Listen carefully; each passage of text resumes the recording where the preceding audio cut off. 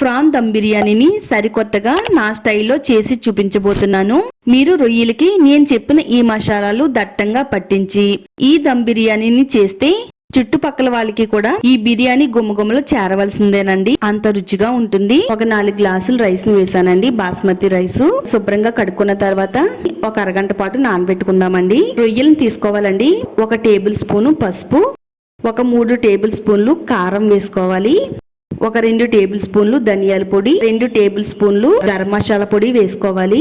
ఒక 1/2 table spoon మిరియాల పొడి, ఒక 1/2 టేబుల్ స్పూన్ యాలకుల పొడి వేసుకోవాలండి. 2 టేబుల్ స్పూన్ల వరకు ఫ్రెష్ గా ఉండే అల్లం వెల్లుల్లి పేస్ట్ వేసుకోవాలి. ఫ్రెష్ గా ఉండే పెరుగు వేసుకోవాలండి. కస్తూరి మెంతి 1 టేబుల్ స్పూన్ వరకు వేసుకోవాలండి. కొత్తిమీర పుదీనా తరుగుని 1 గుప్పిడి వేసుకోండి. ఫ్రైడ్ ఆనియన్స్ కొద్దిగా వేసుకోండి.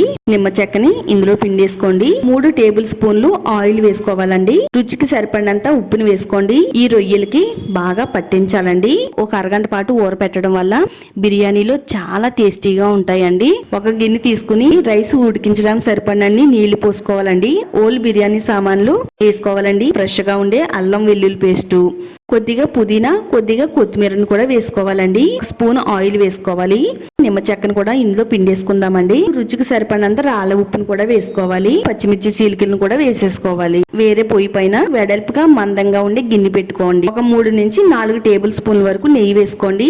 ఒక 3 టేబుల్ స్పూన్లు ఆయిల్ వేసుకోవాలి. బిర్యానీ సామాన్లు వేసుకోవాలండి. వేయించాలండి. మీడియం సైజ్ లో ఉండే ఒక 2 ఉల్లిపాయలు తీసుకుని ఉల్లిపాయల కలర్ మారేంత వరకు వేయించిన తర్వాత పచ్చిమిరపకాయలని 4 టమాటాలను తీసుకుని సన్నగా పొడవుగా కట్ చేసుకుని వేయించాలండి. మీడియం టు లో ఫ్లేమ్ లో పెట్టుకుంటూ వేయించాలి. బాగా ఊరిన ఈ రొయ్యలను తీసుకుని ఇందులో వేసుకుని స్టవ్ మీడియం ఫ్లేమ్ లో పెట్టుకుని ఈ రొయ్యల్ని వేయించాలి. దీనిపైన మూత పెట్టి కొద్దిసేపు అయితే వేగనిద్దామండి. ఎసరు మరిగిన తర్వాత బాస్మతి రైస్ ని నీళ్ళేమి లేకుండా వేసేసుకోవాలి. ఇలా తేలిన మసాలాలన్నీ కూడా తీసేస్తున్నానండి. ఈ రైస్ ఉడికేలోపు మరలా ఒకసారి ఈ కూరని అయితే కలుపుదామండి. ఆయిల్ అని సెపరేట్ అయింది. ఇలా 70% ఉడికిన రైస్ ని ఈ పచ్చిరొయ్యల కర్రీ పైన ఈ విధంగా ఒక లేయర్ లాగా వేసుకోవాలండి. కొత్తిమీర తరుగు, పుదీనా తరుగు వేసుకోవాలి. అలాగే కొద్దిగా ఫ్రైడ్ ఆనియన్స్ కూడా వేయాలి.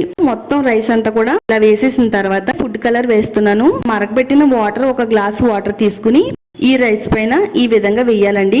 లోపల ఉండే ఆవిరి అనేది బయటికి రాకుండా ఈ విధంగా అమర్చిన తర్వాత స్టవ్ పైన ఫస్ట్ అయితే ఇలాగా ప్యాన్ పెట్టాలండి. దీనిపైన బిర్యానీ గిన్నె పెట్టి 10 నిమిషాలు సిమ్ లో పెట్టిన తర్వాత మరో 10 నిమిషాలు మీడియం ఫ్లేమ్ లో పెట్టుకుని ఆవిరి మీద ఉడకనివ్వాలండి.